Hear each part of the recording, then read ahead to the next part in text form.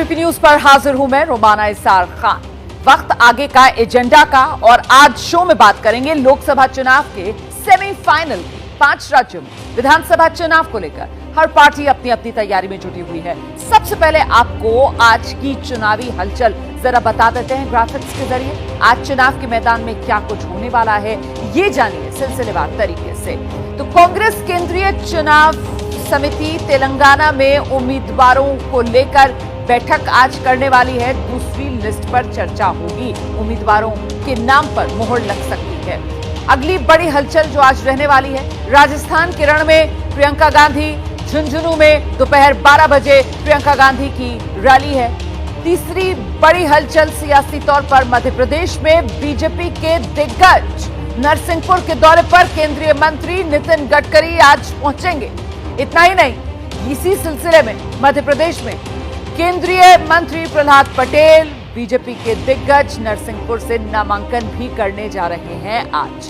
कुल मिलाकर ये सियासी हलचल है और एक देश एक चुनाव को लेकर जो समिति है उसकी दूसरी बैठक है। लॉ कमीशन एक साथ चुनाव पर रोड मैप शेयर करेगा।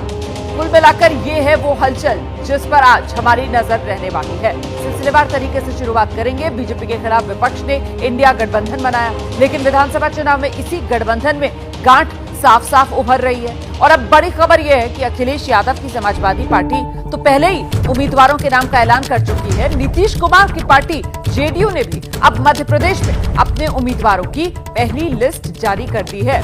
पहली लिस्ट में जेडीयू के 5 उम्मीदवारों के नाम, इससे पहले अखिलेश यादव की समाजवादी पार्टी 42 उम्मीदवारों के नाम का ऐलान कर चुकी है। तो इसी को लेकर माना जा रहा है कि विधानसभा चुनाव में इंडिया में तनाव, और ऐसे में ये गठबंधन में जो गांठ है वो 24 के लिए कितनी नुकसानदेह इस गठबंधन के लिए हो सकती है, ये सवाल भी बड़ा हो जाता है। आप देख रहे हैं इस वक्त हमारे साथ हमारे सहयोगी ब्रजेश राजपूत मौजूद हैं। जरा उन्हीं से समझते हैं कि क्या बात नहीं बन पाई या फिर जो बात कही जा रही है खासतौर से कांग्रेस की तरफ से कि साहब ये जो इंडिया गठबंधन है ये तो लोकसभा के लिए बना है, विधानसभा चुनाव से इसका कोई लेना देना नहीं है। उसी को आगे बढ़ाते हुए बाकी घटक दल भी उम्मीदवारों की लिस्ट सामने रख रहे हैं। बिल्कुल रोमाना, ऐसा लग रहा है कि मध्य प्रदेश चुनाव में जो इंडिया गठबंधन के लोग हैं अपने अपने उम्मीदवार उतार के कांग्रेस पर दबाव बनाने की कोशिश कर रहे हैं कि यहाँ पे हमको हमारे साथ सीट शेयरिंग करिए, और यदि हमको यहाँ तवज्जो नहीं देंगे तो जब हमारे राज्य में विधानसभा चुनाव होंगे तो वहाँ हम भी आपको तवज्जो नहीं देंगे। जहाँ तक समाजवादी पार्टी की बात है, समाजवादी पार्टी ने 2003 में अच्छा चुनाव लड़ा था, तकरीबन 7% उसके वोट थे और 7 विधायक जीत के आए थे। उसके बाद से लगातार समाजवादी पार्टी का सिर्फ 1% वोट रहा है और पिछले चुनाव में भी सिर्फ 1% वोट के आधार पर उसको सिर्फ एक ही उम्मीदवार जीत के आया था, जो बाद में बीजेपी की तरफ चला गया। पहले कांग्रेस की तरफ आया, बाद में बीजेपी की तरफ चला गया। तो ये तो सच है कि समाजवादी पार्टी और जेडीयू का तो फिलहाल यहाँ कोई बड़ा आधार नहीं है, मगर इस सब के बाद भी जिस तरीके से बार्गेनिंग की कोशिश की जा रही है वो यही बात है कि किस तरह कांग्रेस पर दबाव बनाया जाए।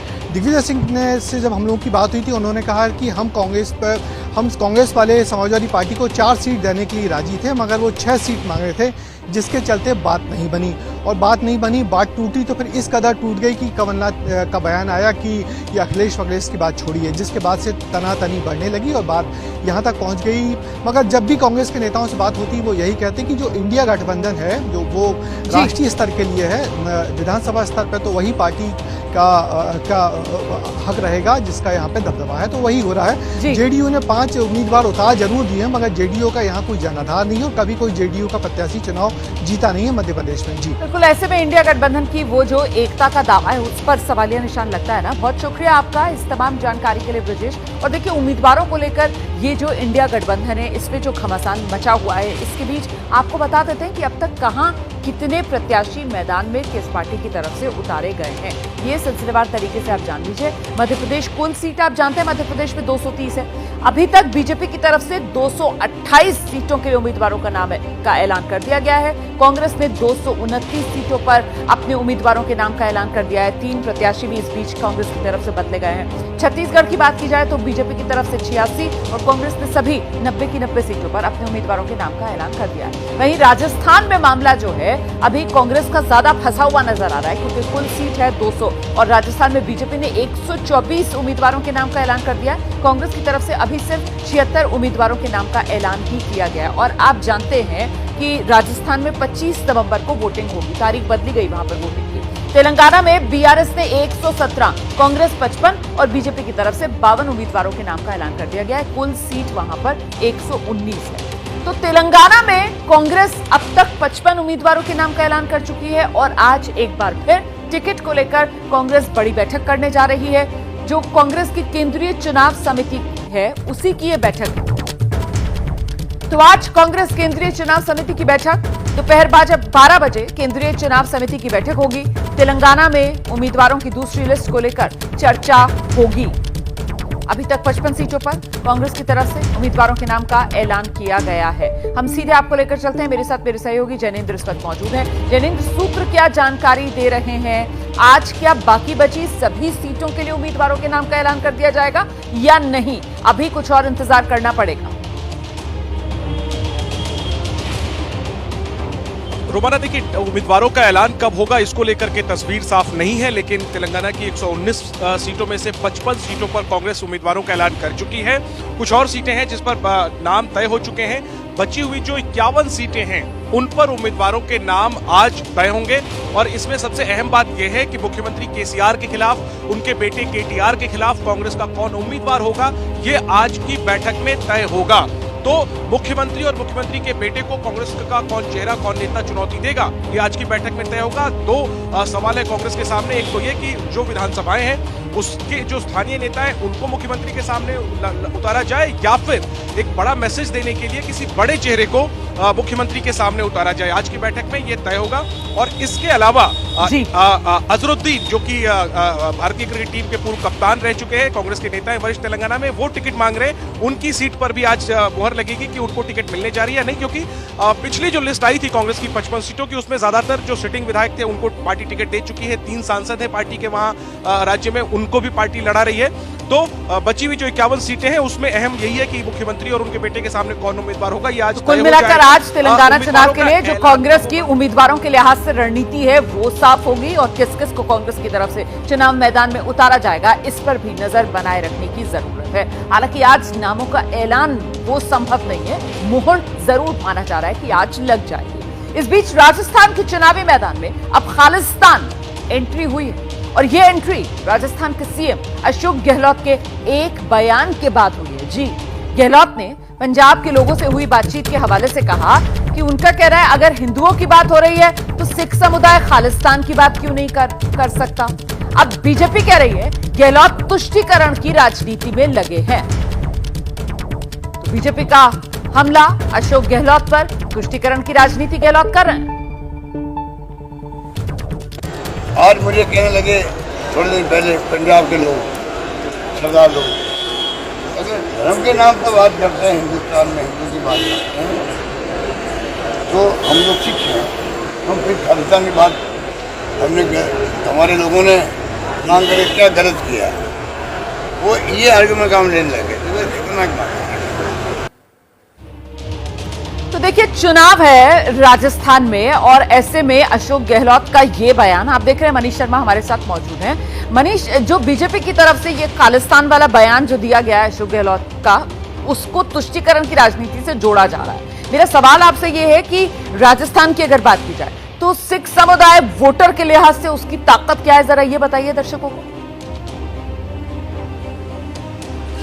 बिल्कुल रोमाना, अगर सिख समुदाय की बात की जाए तो राजस्थान का जो पाकिस्तान का सीमावर्ती इलाका और पंजाब से लगता हुआ खासतौर पर श्री गंगानगर, हनुमानगढ़ और इसके अलावा भरतपुर का एक बड़ा हिस्सा जो उत्तर प्रदेश के बॉर्डर से लगता हुआ है, वहां पर सिख समुदाय बहुत ज्यादा संख्या में है। और खालिस्तान की बात कह करके अशोक गहलोत ऐसा लगता है बीजेपी के सीधे निशाने पर आए हैं, क्योंकि बीजेपी के नेता और केंद्रीय मंत्री गजेंद्र सिंह शेखावत ने पलटवार करते हुए कहा था कि लगता है अशोक गहलोत भूल गए कि उनकी महबूब नेता श्रीमती इंदिरा गांधी और बेअंत सिंह जो पंजाब के मुख्यमंत्री थे, उनकी शहादत किस वजह से हुई। और अशोक गहलोत अगर ये भी भूल जाते हैं तो उन्हें ये भी याद रखना चाहिए कि इन्हीं नेताओं की बदौलत आज वो इस मुकाम तक पहुंचे हैं। तो अशोक गहलोत का ये बयान उनके लिए चुनावी समय में एक बहुत बड़ी परेशानी बन सकता है। जी रोमाना। मैं लौटूंगी आपके पास मनीष, रहिए मेरे साथ। आप जिस बयान का जिक्र कर रहे हैं, केंद्रीय मंत्री गजेंद्र सिंह शेखावत ने गहलोत के बयान पर सवाल उठाए। शेखावत ने कहा है कि हिंदुओं की तुलना आतंकी संगठन से करना ये ठीक नहीं है। गहलोत की सरकार ने कई हिंदू विरोधी फैसले लिए हैं, सुनिए जरा। जिस तरह से हिंदू पर्व और त्योहारों पर प्रतिबंध लगाया, अभी हाल ही में होने वाले नवरात्रि में होने वाले गरबा उत्सवों को जिस तरह से रोकने के षड्यंत्र किए गए, रामनवमी से लेकर के विभिन्न धार्मिक उत्सवों को मनाने पर प्रतिबंध लगाए गए, धारा 144 लगाई गई। वहीं दूसरी तरफ पीएफआई के जुलूस को ससम्मान पुलिस के संरक्षण में निकालने का पाप इस अशोक गहलोत सरकार ने किया है। ये सरकार के मुखिया हिंदुओं की तुलना और हिंदुओं के दमन की तुलना आज आतंकवाद से करने को मजबूर हुए। सीधे रुक करते हैं, मनीष शर्मा हमारे साथ मौजूद है। मनीष, कुल मिलाकर ये तो कहा जाएगा कि आग से खेलने का काम कर लिया यहाँ पर अशोक गहलोत ने और सीधे बीजेपी के निशाने पर अब आ गए।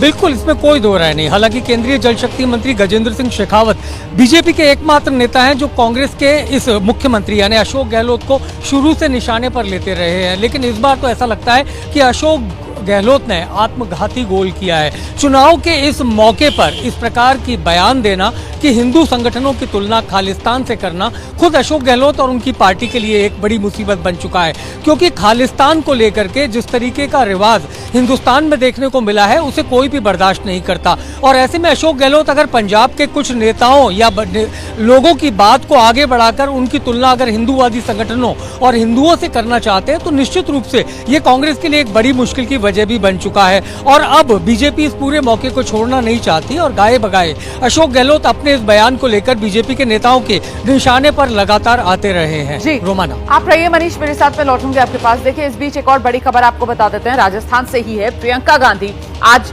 राजस्थान पहुंचने वाली हैं चुनावी रैली के लिए। दरअसल प्रियंका गांधी की ये जो रैली है वो राजस्थान के झुंझुनू इलाके में होगी। तो राजस्थान के चुनावी रण में प्रियंका गांधी की ये एंट्री, झुंझुनू में प्रियंका गांधी रैली करने जा रही हैं। मनीष हमारे साथ लगातार बने हुए हैं। मनीष, राजस्थान के रण में प्रियंका गांधी, किस तरीके की उम्मीद कांग्रेस पार्टी प्रियंका से कर रही है और खासतौर से झुंझुनू में जो रैली करवाई जा रही है? रोमाना, बहुत ही इंटरेस्टिंग बात यह है कि झुंझुनू राजस्थान का वो इलाका है जो जाट बाहुल्य समझा जाता है। और सबसे अहम बात, केंद्रीय मंत्री रहे शीशराम ओला की आज मूर्ति का अनावरण है। और शीशराम ओला का नाम महिला शिक्षा के लिहाज से राजस्थान में चंद उन लोगों में शामिल है जिन्होंने महिला शिक्षा को बढ़ावा देने के लिए कई शिक्षण संस्थान शुरू किए। प्रियंका गांधी वहां आ रही है और उसके ठीक पहले अशोक गहलोत जो राजस्थान के मुख्यमंत्री हैं, उनका एक ट्वीट कि महिलाएं आप ज्यादा से ज्यादा संख्या में इस सभा में आए क्योंकि प्रियंका गांधी महिलाओं के लिए कोई बड़ा ऐलान कर सकती हैं। आपको याद होगा रोमाना, कर्नाटक चुनाव के पहले कांग्रेस ने महिलाओं के लिए 2000 रुपए की मासिक सहायता की घोषणा की थी। तो ऐसे में बहुत संभावना है इस प्रकार की कि आने वाली सरकार के हवाले से प्रियंका गांधी इस बात को कहें कि महिलाओं के लिए राजस्थान में कोई सहायता राशि दी जा सकती है। अशोक गहलोत का ट्वीट इसी और संकेत। बिल्कुल इस पर नजर बनाए रखने की जरूरत है, जिसका जिक्र मनीष कर रहे थे कि चुनावी माहौल में प्रियंका गांधी जब आ रही हैं तो क्या कर्नाटक की तर्ज पर यहां पर भी खास तौर से महिलाओं को लेकर किसी तरीके का कोई चुनावी वादा कांग्रेस की तरफ से किया जाता है? अगली बड़ी खबर का रुख करते हैं। एक देश एक चुनाव को लेकर जो कमेटी बनी है, आज उसकी दूसरी बैठक होने जा रही है और आज की बैठक में लॉ कमीशन को बुलाया गया। इससे पहले हुई बैठक में एक देश एक चुनाव को लेकर सभी दलों की राय मांगने पर सहमति बनी थी। अब लॉ कमीशन के साथ ये जो कमेटी बनी है इसकी बैठक होगी। दूसरी बैठक है ये जो होने जा रही है। पूर्व राष्ट्रपति रामनाथ कोविंद की अध्यक्षता में ये कमेटी बनी है एक देश एक चुनाव को लेकर, जो मंथन करने में जुटी हुई है।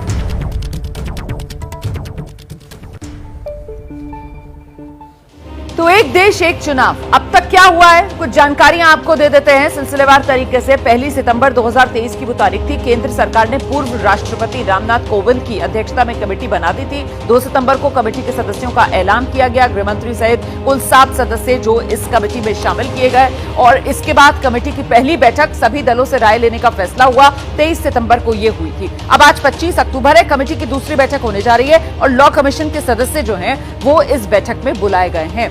केंद्र सरकार ने पूर्व राष्ट्रपति रामनाथ कोविंद की अध्यक्षता में 1 सितंबर को यह कमेटी बनाई और अब आज इस कमेटी की दूसरी बैठक जो होने जा रही है। सीधे आपको लेकर चलते हैं, हमारे साथ हमारे सहयोगी अंकित गुप्ता इस वक्त मौजूद है। अंकित, लॉ कमीशन के सदस्यों के साथ आज बैठक, उसमें मंथन किस पहलू पर किया जाएगा?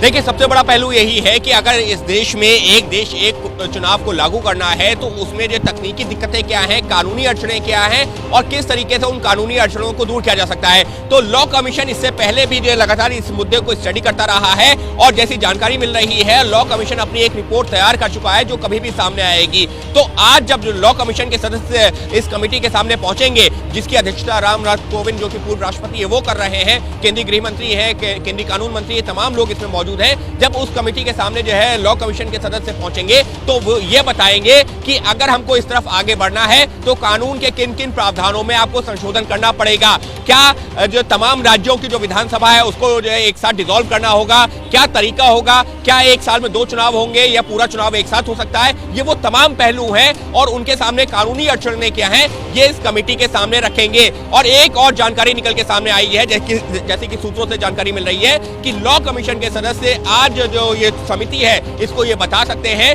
कि 2024 में तो ये मुमकिन नहीं है, लेकिन 2026 में जब एक बार डिलिमिटेशन का काम पूरा हो जाता है तो 2029 में एक देश एक चुनाव की तरफ आगे बढ़ा जा सकता है। बहुत शुक्रिया, आपका नजर बनाकर रखिएगा, आगे आपसे अपडेट जरूर लेंगे। दिल्ली में वायु प्रदूषण का स्तर खतरनाक हो चुका है। दिल्ली के पर्यावरण मंत्री गोपाल राय का बयान सामने आया है। वो कह रहे हैं कि 2.5 पीएम की मात्रा बढ़ रही है। ये गोपाल राय की तरफ से कहा गया है। 30 अक्टूबर के बाद हालात और बिगड़ने के आसार हैं क्योंकि 30 तारीख तक दिल्ली के आसपास पराली भी जलाई जाएगी। इस वजह से ये आशंका बनी हुई है कि 30 अक्टूबर के बाद दिल्ली और आसपास हालात और बिगड़ेंगे। पीएम 2.5 की मात्रा बढ़ रही है, ये कहना है गोपाल राय का।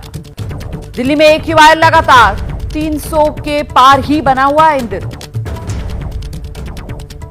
2 दिन पहले दिल्ली में AQI का जो स्तर था वो 300 के पार चला गया था। अभी कल भी जो AQI का स्तर था उसमें गिरावट दर्ज की गई है और 300 से नीचे है और मुझे ऐसा लग रहा है कि अभी आगामी दिनों में भी ये ऐसी तरह से अप डाउन करता रहेगा और ऐसा अनुमान लगाया जा रहा है कि 30 तारीख के बाद हो सकता है कि इसमें बढ़ोतरी हो, कि 30 तारीख के आसपास तक पराली जलने की घटनाएं जो हैं वो बढ़ेंगी। अब इसमें ये देखने वाली बात है कि जो पंजाब के अंदर जिस तरह के